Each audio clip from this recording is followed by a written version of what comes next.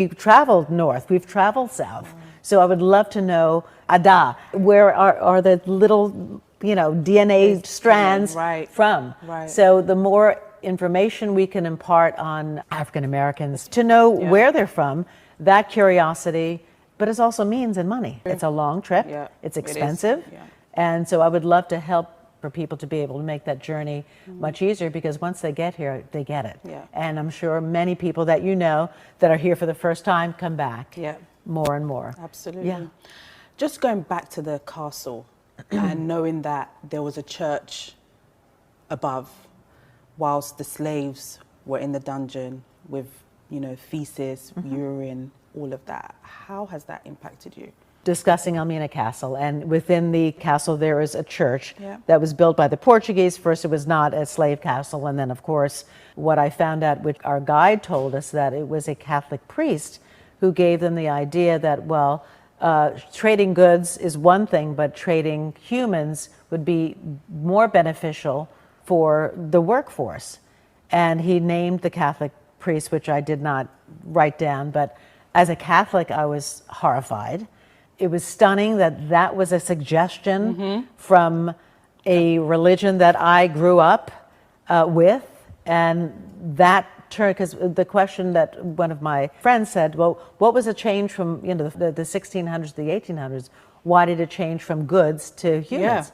And he said, no, it was a Catholic priest who made a suggestion. So that blew me away. And the juxtaposition of having normal life up there while you've got moaning people in pain, shackled, pregnant, stacked in a tiny room. It was horrifying. Going through the last, going through these tiny little doorways to get to where the ship would have been waiting for you, to see whether you could even survive the journey or not after you've been there for 3 months. Having the ones that were defiant rot right next to the soldiers who were thrown in there with, a door with slats and plenty of breeze, where right next to it you have a skull and crossbones over a door that locks with no air at all, ready to die. I mean, it was horrifying. And also, the other aspect was the governor's bedroom, to come down and walk across a balcony where the women's chambers were, and be able to pick who he wanted to rape, drag him up a secret staircase, and then if they got pregnant, be separated from their child. The child would be put away somewhere else, and they could continue to be, enslaved and sold off. It's unbelievable. In South Carolina, we do have one of probably the last preserved slave market in America, but it's not like, the dungeon. It's not the castle. It's and not the smell even in there. You still have that smell in there. So I don't want to seem like this was such a horrible exchange, just coming back to connect with the sorrow that our ancestors felt. I also had a joyous time here. Fantastic. Not only partying at Afrochella and we're going to Purple Pub tonight. We've been on the beach, at Labadi Beach. We've done yoga at Bella Beach as well. But I went to Shy Hills, which we did glamping, which is amazing. So we not only, we had kind of like safari tents that were up in the hills.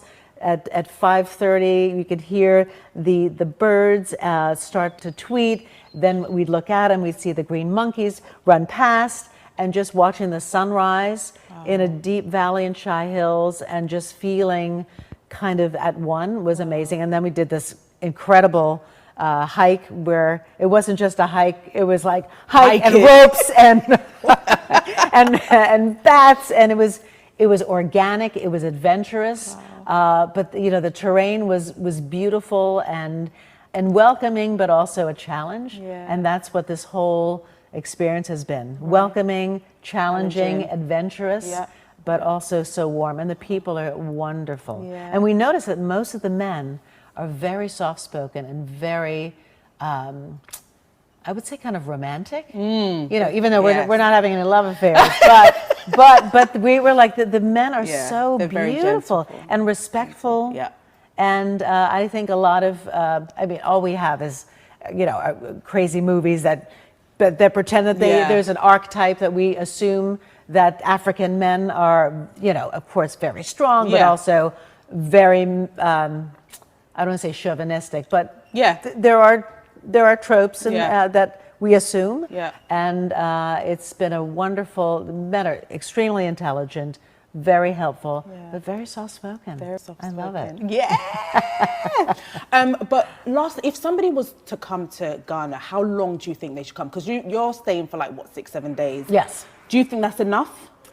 I would think 10 days would be Okay. like the For sweet first time, spot, okay. just because of the time change. Yeah.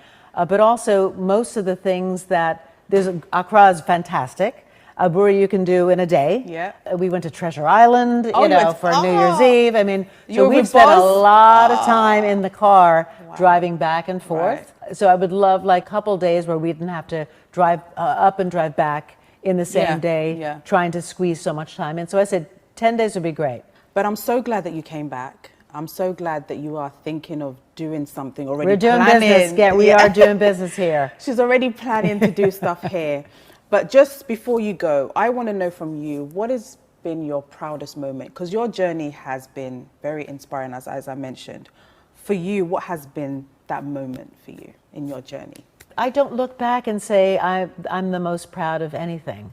I'm happy for what's next. Wow. And I look back at my journey at 20 years old, being Miss America, had no intention of creating history. I was in university, majoring in musical theater, wanted to go to Broadway. This happened. I changed the world. So that was a major shift in my life, but it's not the most spectacular moment of my life because it allowed me to do more. So I'm always looking for the future. I'm always looking for what's next. And I look back with pride at all the twists and turns that my life has given me. I thank my ancestors for having me here. And I thank them for their guidance. I know they're always with me. Absolutely. And for sure, I felt connected, not only to the ground here, but to my ancestors when I got a chance to thank them for their journey to be able to have me be here. So I'm proud of every moment. Thank you.